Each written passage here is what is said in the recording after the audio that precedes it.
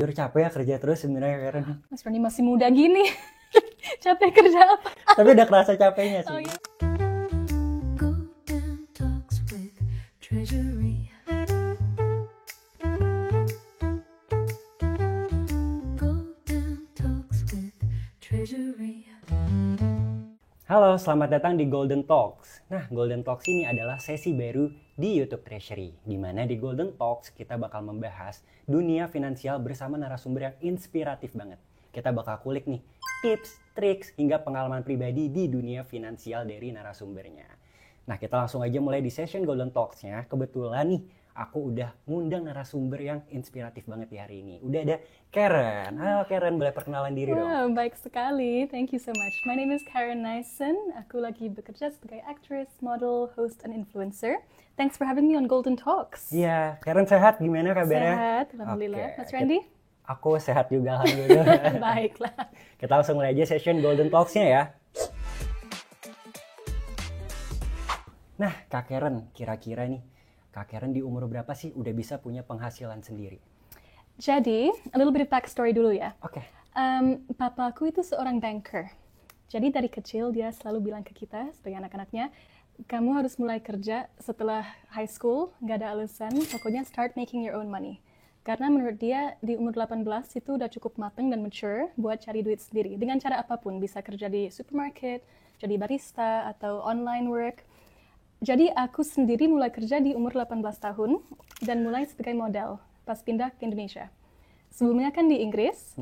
Di Inggris udah mulai terima job-job kecil, tapi pas pindah ke sini itu baru mulai modeling secara serius dan mulai punya penghasilan yang lumayan. Wow, itu cukup menarik banget ya, karena Ya. biasanya kalau aku tahu ya, mungkin atau orang tua aku, kita untuk kuliah dulu nih, Ya. baru akhirnya kerja, cari kerja sendiri. Tapi Kak Karen ternyata dari lulus high school udah disuruh kerja sendiri ya, bisa Exactly. kerja sendiri. Dan mungkin itu pemikiran barat ya, because my friends yang bule yang tinggal di Europe juga kayak gitu. Dari orang tuanya rata-rata ya pas masuk kuliah harus ada side job. Jadi ini bukan nggak kuliah. Kalau kuliah atau tidak kuliah, tetap aja dari umur 18 kita harus cari side job atau pekerjaan apapun yang bisa menghasilkan. So we can be independent. Oke. Tapi kalau aku boleh tanya nih, soal bahasan yang tadi. Berarti untuk kuliahnya sendiri Kak Karen akhirnya membiayai sendiri atau tetap dibiayai orang tua pada saat itu sambil side job atau bekerja? Jadi ceritanya sebenarnya aku belum kuliah. Belum. So dari high school, aku ambil 1 tahun cuti. So rencanaku adalah ambil 1 tahun buat keliling dunia, terus coba tinggal di Indonesia sebelum masuk kuliah di Spain waktu itu rencananya. Oke. Udah daftar padahal di Madrid, di kuliah IE. Tapi pas aku pindah ke Indonesia, itu pertama kali tinggal di sini, tiba-tiba dapat banyak tawaran job modeling. Dan sebelumnya nggak pernah kepikiran banget sih jadi model profesional kan. Kirain iseng-iseng aja ya, it's fun. Tapi pas mulai cukup lancar dan aku suka sekali, suka tinggal di Indonesia juga dengan budayanya, dengan orang-orangnya yang sangat ramah. Dan karena lancar, aku memilih stay di sini. Oke. Dan lanjut sebagai model dan entertainer. So, aku belum kuliah secara di kampus gitu, tapi udah ambil beberapa online course. Dan papaku juga pada akhirnya bisa respect pilihan aku buat kerja daripada kuliah karena dia lihat ini jalanku. Oke, menarik banget sih ya. Biasa kan banyak yang orang tua meniti jalan buat anaknya juga gitu. Harus Ya. sekolah dulu, harus ini, nanti kerja di sini gitu. Ya. Kalau Kak Karen memang setelah high school udah langsung mandiri ya? Betul, dan awalnya nggak terlalu disetujuin sih. Oke. Karena bapakku kan justru dari corporate background banget kan. Dia banker yang mulai dari ya level 1 istilahnya, terus kayak naik sampai di posisi top di bank dia. Dia juga inginnya anak-anaknya kerja di corporation atau Oke. company. Dia tadinya pengen aku jadi lawyer atau seorang dokter yang very traditional kan. Kayaknya semua orang tua mau deh anaknya jadi dokter atau lawyer. Bener sih, itu Tapi pasti sih. Itu sayangnya itu bukan jalanku. Jadi pas aku mulai modeling di sini, dia awalnya ngomong, oke nggak apa-apa setahun aja, tapi habis itu kamu kembali kuliah kan? Aku bilang, ya tentu saja. Tapi kenyataannya sampai hari ini lanjut modeling ya. Kenyataannya dia lihat aku happy, Oke. aku sukses, dan ternyata bisa maintain lifestyle dan karir ini. Jadi pada akhirnya dia bilang ini balik lagi ke pilihan kamu, keputusan kamu. Benar. Dan aku memilih buat stay. Oke. Memang sih tujuan semua orang tua pada akhirnya pengen anak-anaknya hidup seneng ya, happy ya. Exactly. Tapi gimana sih Kak Karen waktu itu kan udah mandiri, terus baru banget punya penghasilan nih, kelola keuangannya gimana sih? Soalnya aku jujur pertama kali punya uang pasti setahun pertama tuh habis mulu Oh karena my gosh. semua yang aku dulu nggak pernah beli akhirnya aku beli pada saat punya penghasilan. Enak gitu. banget kan? Iya bener. Kalau udah ngerasain bikin duit sendiri kayak kalau ke mall jadi mainan gitu kan. We're like, oh beli ini. Betul. Itu sebelum punya masalah-masalah real world kayak punya cicilan atau kayak apa ya, harus beli mobil misalnya atau belum makanan. There's a lot of things to fund in our lifestyle kan, dan hidup itu nggak murah. Tapi pas kita baru mulai ngerasain bikin uang, for me personally, aku boros banget.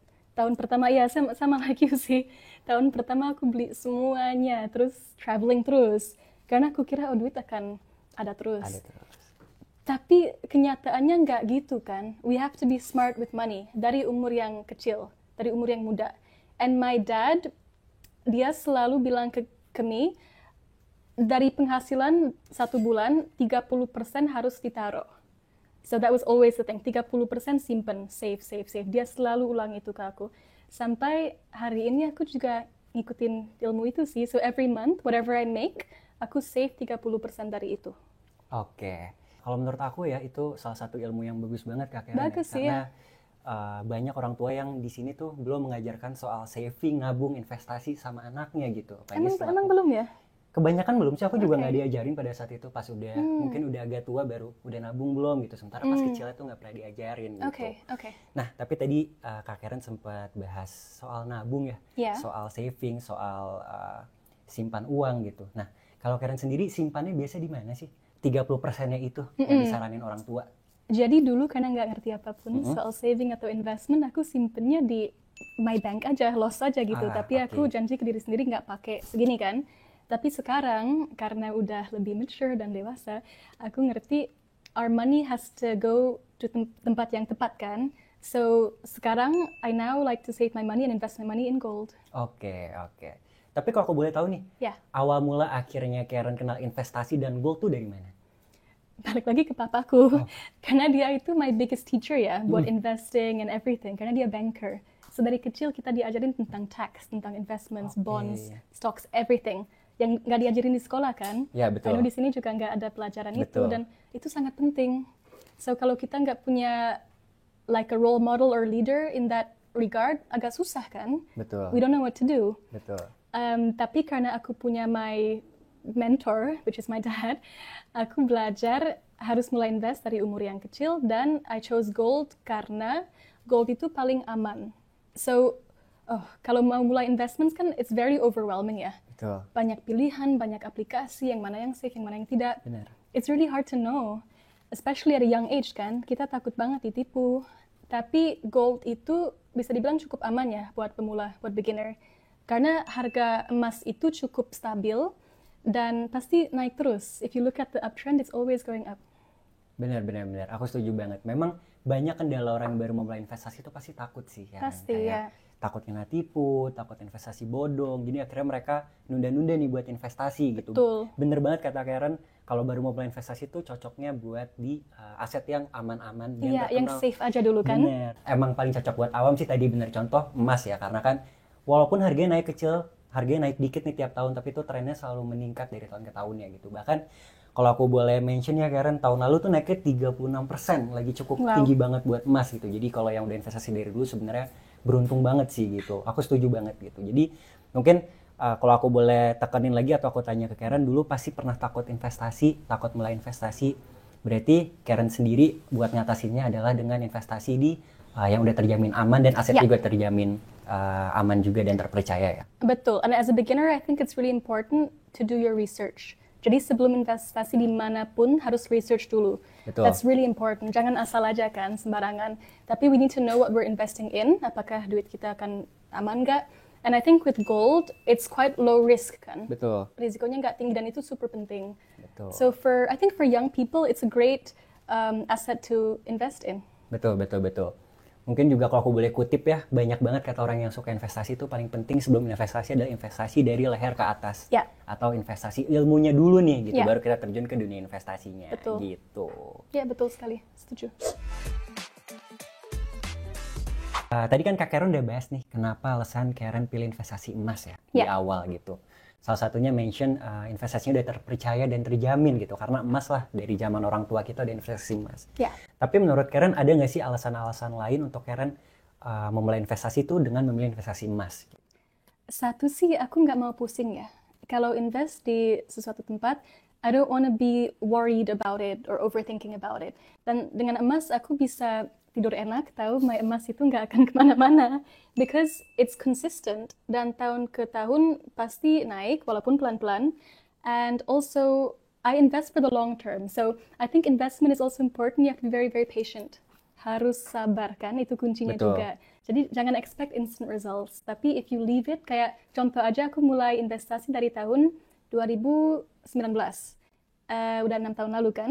Betul, 6 tahun lalu kurang lebih. And emasku udah double in terms of nilai emasnya. So Benar. I'm very happy with that. And again, patience itu key ya. So when you invest, pokoknya think about the future. Jangan buru-buru, jangan selfish for the moment, tapi think in 5 years, in 10 years, ini akan membantu aku. Oke, aku juga baru banget nonton dan baca sih Karen ya.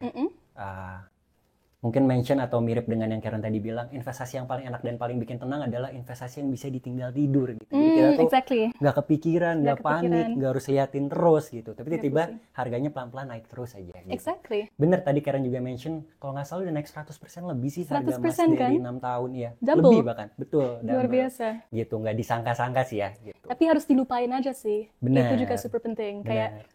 eventually kan aku lupa aja ada duit di situ, tapi pas dicek, oh tiba-tiba pleasant surprise kan. Iya, betul. Betul. Ada nih. Bener. Emang lumayan mengagetkan sih harga emas. 2 tahun kebelakangan lah gitu. Banyak yang nggak percaya lagi kan. Benar. Kayak emas itu se-valuable itu. And it Betul. always rises. Kalau kita lihat grafnya itu cukup, apa ya, it's quite a steep Signifikan uptrend. banget ya, Cukup iya. signifikan, Betul. betul sekali. Betul. Memang banyak orang yang investasi emas itu memang terkenal untuk menjaga nilai aset dibanding untuk mencari keuntungan sih. Cuman ya Exactly. memang 2 tahun terakhir atau setahun terakhir tuh harganya naiknya signifikan banget gitu. Makanya banyak yang nggak percaya dan kaget gitu. Ya betul, aku aja kalau baca berita tentang emas, kadang-kadang suka kaget kan. Kayak Iya. masa naik segini kan. Betul. Senang sekali. Betul. Emang banyak faktornya sih di tahun kemarin ya. Bahkan katanya di tahun ini masih banyak faktor yang di tahun 2024 dan masih akan terus berlanjut naiknya. Cuman kita nggak tahu kalau itu ya. Itu cuman Of course, ya. prediksi aja gitu. Tapi also I think historically ya, emas itu punya history yang sangat panjang, tapi it's always known as a very valuable asset. Dari dulu banget kan, Betul. dari zaman sebelum kita, always people traded in gold and invested in gold. Bener. Mungkin yang bikin membedakan adalah di zaman dahulu Karen ya, rata-rata investasinya emas cuman fisik aja nih. Betul. Betul. Di zaman sekarang tuh juga ada investasi emas digital. Nah, kalau Karen sendiri udah tahu belum? Dan kalau boleh tahu, Karen sendiri lebih banyak investasi emas di fisik atau digital nih? I think zaman sekarang apa-apa digital ya, everything. Aku aja nggak pakai debit card lagi, tapi curious kan. Oh, So iya. everything is on our phone. Makanya aku seneng banget ada pilihan emas digital sekarang di aplikasi Treasury kan. Aku nggak pernah sih invest in emas secara fisik karena repot aja, I thought.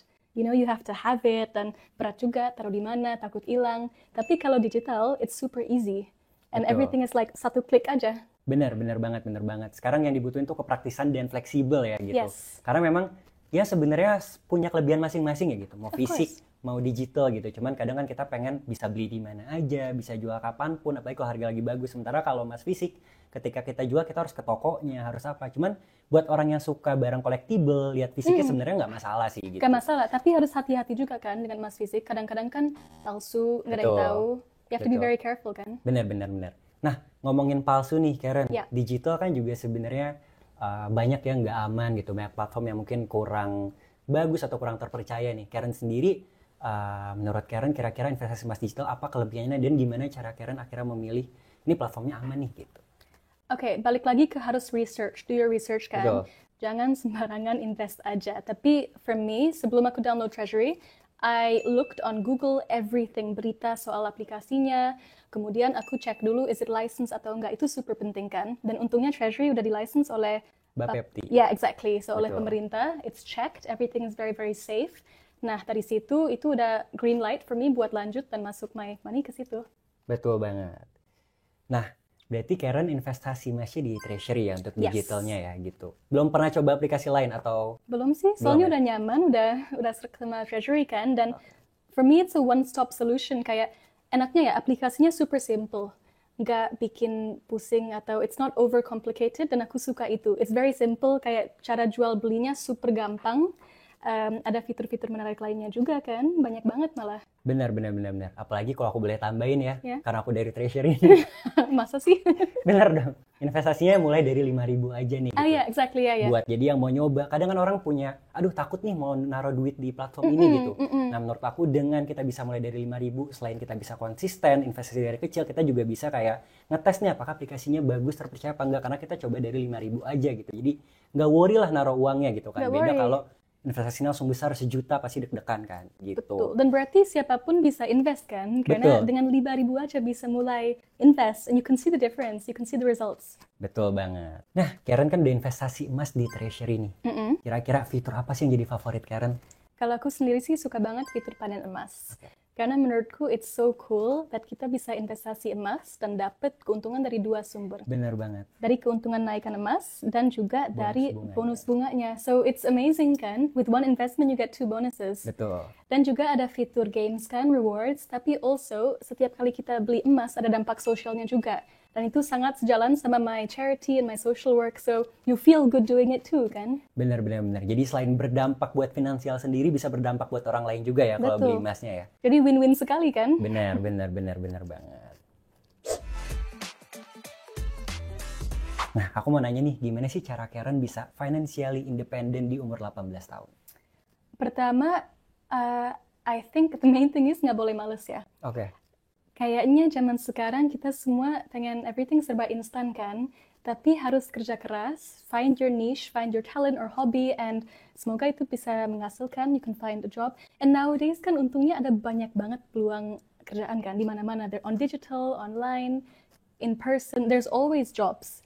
Asal kita ada niatnya buat kerja.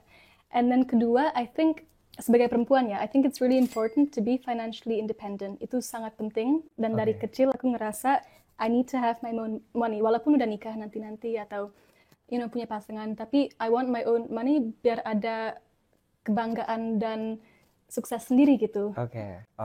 Jadi menurut Karen penting banget juga ya, sebagai wanita Ya, itu bisa punya uang sendiri ya. betul sekali. Harus itu. Oke, ada tips lainnya nggak nih kira-kira yang bisa di-share? Tips lain sih, I think kita bisa utilize the digital era ini sih, karena online there's so many ways to make money kan. I know obviously content creation, tapi juga Betul. kerjasama dengan brands atau apapun itu. Dan enaknya di Indonesia ya, siapapun bisa jadi seseorang online, right? Betul, bener banget. Anyone can be like an influencer, banget. or nggak usah influencer, you can be a editor or help. Affiliate, Yeah, oh, exactly. There's so many options. Affiliate. Bener. Apalagi zaman sekarang mau jadi apa aja tuh gampang ya Gampang. secara digital gitu. Walaupun memang persaingannya juga cukup lebih banyak sih ya. Cukup lebih banyak, tapi it's okay, like I think hard work always reaps results. So yang penting itu sih, we have to have the motivation. Jangan gampang nyerah, itu sih super penting juga. Bener sih. Tapi Karen sendiri pernah ada perasaan kayak desperate atau nyerah gitu ketika baru lulus high school terus langsung Of course. mandiri? Karena pas aku ambil 1 tahun cuti itu, aku nggak tahu sama sekali mau kerja sebagai apa. Tapi papaku udah bilang kayak, sekarang kamu 18, harus financially independent. Terserah kamu mau cari duit di mana kan. Jadi aku sempet bingung tuh. Tapi untungnya setelah sekitar 2 minggu di sini, ada yang samperin aku di mall. This is how I started modeling. Iya, random ya. Random Ada banget sih. scout gitu yang samperin aku, terus dia bilang, kamu pernah main di iklan nggak? Aku bilang, belum pernah. Dia bilang mau coba casting. Aku pikir, you know what, aku harus cari duit. Jadi never say never kan. Betul. Aku coba casting dan ternyata suka suasananya dan semuanya, dan dapet iklan itu. Oke. So my first casting, I got the job. And itu sih sangat-sangat beruntung ya. Itu juga in my opinion luck. Iya. Ada faktor luck juga. Tapi right place, right time. Jadi dari situ, I was just very lucky, but I found my way. Tapi bukan berarti nggak kerja keras ya. Itu Betul. dulu aku tinggal di Bandung. Jadi bolak-balik Jakarta seminggu 3 kali. Belum Naik ada City Wush lagi Trans. pada saat itu Belum ya. ada Belum Wush. ada. Naik City Trans atau Day Trans pagi-pagi. Terus selesai kerja malam-malam. Jadi it was very, very tiring. Tapi aku berjuang terus sampai sekarang I'm very proud of myself, Oke. Like I did it. Oh, pada saat itu sempat pulang pergi tuh kerjanya. Iya, 3 kali per minggu, bisa lebih. Wah, lumayan capek juga ya. Capek. Dan also semua orang kira modeling or acting is easy ya. Kenyataannya it's not that easy. Itu kerja physically, it's cukup berat mentally juga. Tapi at the same time aku tahu ada banyak pekerjaan di luar situ yang jauh-jauh lebih susah ya. Ini I'm still very very lucky dan sangat bersyukur juga. Tapi as long as you find your passion aja sih, I think that's really important. Don't give up. Betul, betul, betul. Tapi mungkin yang bisa aku highlight Karen ya, walaupun unik ya Karen sendiri tiba-tiba disamperin orang di mall gitu. Tapi iya. kalau Karen pada saat itu nggak pede, nggak siap, nggak mau mencoba, Betul. itu mungkin nggak dapet juga kesempatannya kan. Jadi Betul. butuh keberanian dan tekad juga pada saat itu dong untuk menjadi model walaupun belum pernah sebelumnya. Betul. And in English ada quote, it goes, you miss every shot you don't take. Ya betul. Ketika kita ada kesempatan yang datang tapi kitanya nggak siap atau nggak take ya semuanya bakal. Exactly. Yeah. So even kalau nggak dapet, ya udah gitu. What's the worst that can Iya happen betul, kan? betul, betul. I think you have to chase every opportunity. Mumpung muda, mumpung bisa, Betul. kapanpun sih. Jadi mungkin mulai hari ini kita bisa coba sering nongkrong di mall kali Karen. Siapa dia ngajak. Biar ada yang samperin ngajak ya. aku juga, Siapa pada tahu. saat itu. Bisa sekali kayaknya. Oke, berarti kalau dari Karen sendiri nih, kalau misalnya buat teman-teman atau buat sobat-sobat yang baru mau mulai cari uang sendiri atau baru banget punya penghasilan sendiri, itu ada tips nggak sih buat investasi atau buat ngelola keuangannya gitu? I'm gonna share the same advice that my dad gave me, which is 30% itu disimpan. Jangan pakai 100% dari penghasilan kalian, karena itu boros banget. Also, I think jangan overconsume. Zaman sekarang, it's the trend of overconsumption kan. Kita suka online shopping, and it's really easy to spend so much money. Tapi mikir dulu 3 kali, kayak kalau kita mau belanja sesuatu, apakah butuh banget? Apakah kita akan pakai ini lebih dari 10 kali? Kalau jawabannya enggak usah beli. Oke.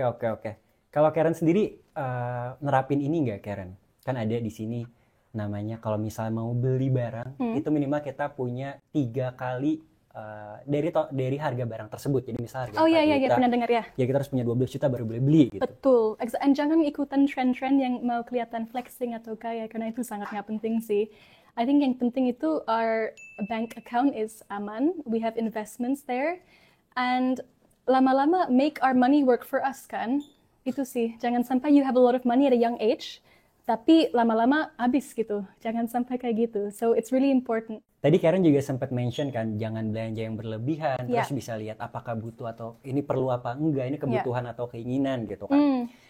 Terus aku sempat lihat banyak orang pakai metode, lihat dulu nih, di kepikiran nggak selama 3 hari, kebawa mimpi nggak, kalau nggak ya nggak usah gitu. Betul Karen tahu itu nggak, sekali, atau iya. pakai metode itu nggak? Pernah dengar, Oh, dan pernah itu dengar. sih ya cukup bagus sih patokannya, I think. Aku cukup setuju dengan itu, karena jangan asal beli aja, tapi kan banyak banget barang-barang kita beli, setahun lagi nggak tahu di mana barangnya, udah ada debu-debu aja kan. Betul. It becomes useless. So now aku udah agak terapin ke otakku sendiri, kalau aku belanja aku mikir dulu, is this worth it for me kan?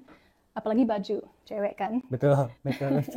Nggak mau terlalu boros sama baju, karena aku lebih milih kualitas dibandingin kuantitas. Ini juga Iya, juga cukup betul. penting sih. Benar.